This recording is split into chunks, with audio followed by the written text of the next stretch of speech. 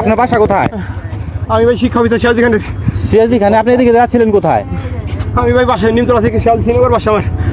বসেন বসেন, এদিকে বসেন বসেন বসেন বসেন, এদিকে বসেন বসেন। তো এই হচ্ছে আপনার চৌধুরীটার অবস্থা। সন্ধ্যার দিকে চিন্তাই হচ্ছে, আরে বাইরে মলম পাটি নিয়ে সব খেলা দিয়ে গেছে।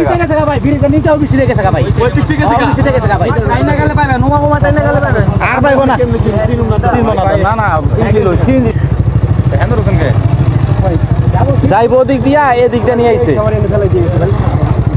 আচ্ছা তাকে একটা অটো অটো দেখি, অটো এটা খালি আছে কিনা একটু দাঁড়ান, একটু দেখি।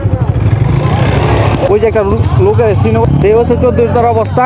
লাইভ দেখলাম, এই যে দেখেন চোখের সামনে লোকটার ফালা রেখে গেছে।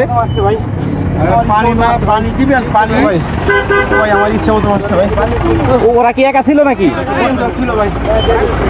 লোক ছিল, আরো লোক ছিল। সিঞ্জুরিতে কয়জন ছিল? 3 জন ছিল ভাই, 2 জন ছিল পিছনে। আচ্ছা আপনার বাসার লোক কেউ নাই না? ফোন করে ফোন নিয়ে গেছে?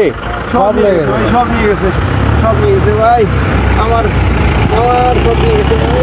টাকা পয়সা ছিল বেশি ভাই? টাকা ছিল ভাই। আরে এখন কি চিনতে চাইবেন কেন? নাহলে পানি মারেন। একটু নিয়ে যান, নিয়ে যান তো, একটু নিয়ে যান, একটু ওইখানে ভিতরে নিয়ে যান।